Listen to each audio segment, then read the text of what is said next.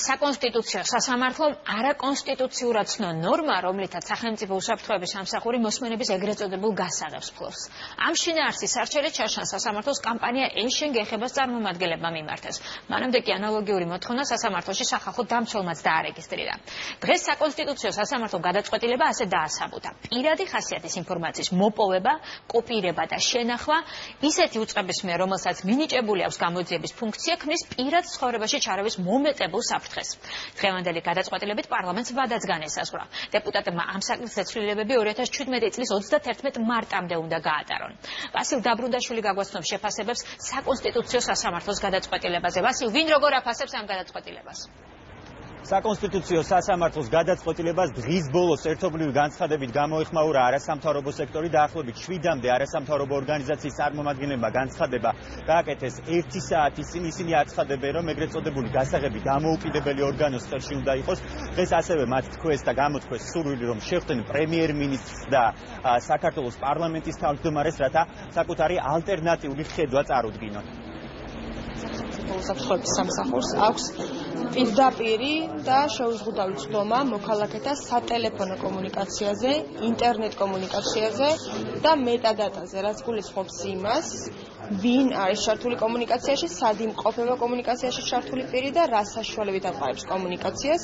ამ ინფორმაციის შეგროვება და 2 წლის ვადით შენახვა სასამართლოს ნებართვის გარეშე შეეძლო და 31 მარტამდე მომავალი წლის შეუძლია სახელმწიფო უსაფრთხოების სამსახურს. პირველი რაც უნდა გააკეთოს დღეს უკვე საქართველოს მთავრობამ და პარლამენტმა შეცვალოს კანონმდებლობა ევროპული სტანდარტების შესაბამისად და ამის შემდეგ უკვე დაიწყოს ამ კანონმდებლობის იმპლემენტაცია და დანერგვა, რასაც ასევე გარკვეული დრო ჭირდება. შეიქმნას დამოუკიდებელი მექანიზმი, რომელსაც არ ექნება არც საგამოძიებო, არც კონტრდაზორვითი და არც არანაირი სამართალდაცვითი ფუნქცია, მას გადაეცეს ეს გასაღები და შესაბამისად სასამართლოს, როდესაც საგამოძიებო ორგანოს დასჭირდება ის, რომ მოусმინოს კონკრეტულ სატელეფონო საუბარს და ის გამოიყენოს მტკიცებულებად სასამართლოში, მან უნდა მიიღოს სასამართლოსგან განჩინება, ეს განჩინება მიიტანოს იმ დამოუკიდებელ სააგენტოში, რომლის შესახებაც ჩვენ საუბრობთ და მხოლოდ ამ განჩინების საფუძველზე ამ სააგენტომ უზრუნველყოს კონკრეტული პირის სატელეფონო საუბრის ჩაწერა.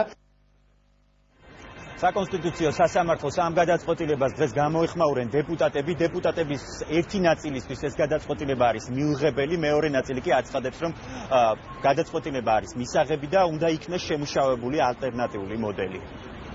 ეს ლოგიკური იყო ესეთი გადაწყვეტილება საკონსტიტუციო სასამართლოში, ვინაიდან როდესაც პარლამენტში მოახდინა უმრავლესობის წარმომადგენლებმა ინიცირება იმ კანონპროექტის, ვერავინ ამ იდეის მხარდამჭერები და ინიციატორები ამ კანონპროექტის ვერ გცემდნენ პასუხს შეკითხვაზე, თუ სამართალდამცავი ორგანოები პირობას იძლევიან, რომ ამ წდომის შესაძლებლობას, ამ გასაღებს გამოიყენებენ მხოლოდ სასამართლოს მიერ ნებადართულ ფარგლებში. მაშინ რა თუნდაც სამართალდამცავ ორგანოებს ამ გასაღების დატოვება არ შეიძლება ამგვარი კანონის მიღება, რომ იმ სტრუქტურას ჰქონდეს თავიდან ბოლომდე ხელში მოსმენების შესაძლებლობა, რომელსაც პრაქტიკულად ვერავინ ვერ აკონტროლებს და ეს კიდევაც გამოჩნდა, რომ ამდენი ხნის განმავლობაში პარლამენტში ვერ მოვიყვანეთ სახელმწიფო უსაფრთხოების სამსახურის ხელმძღვანელი და აქედან გამომდინარე საჭიროა აუცილებლად დაუყოვნებლივ იქნეს პარლამენტის მიერ მიღებული ის საკანონმდებლო ნორმა, რომელიც დააკმაყოფილებს საქართველოს კონსტიტუციას და არ შეეწინააღმდეგება იმ ფუნდამენტურ პრინციპებს, რომელიც იქ არის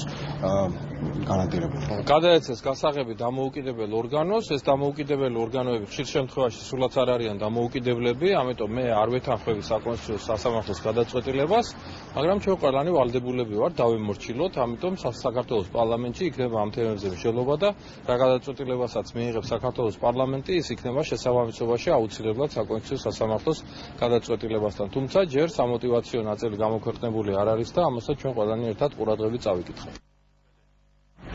ამ საკითხზე საკუთარი პოზიცია დააფიქსირეს რესპუბლიკურ პარტიაშიც და მათ განაცხადეს, რომ საკონსტიტუციო სასამართლოს ეს გადაწყვეტილება თანხვედრაში არის მათ პოზიციასთან, რაც შეეხება აღსრულებას, აღსრულების კონკრეტული ვადები არსებობს და ეს გადაწყვეტილება უნდა აღსრულდეს 2017 წლის 31 მარტამდე. მადლობა ვასილ დაბრუნდაშვილი.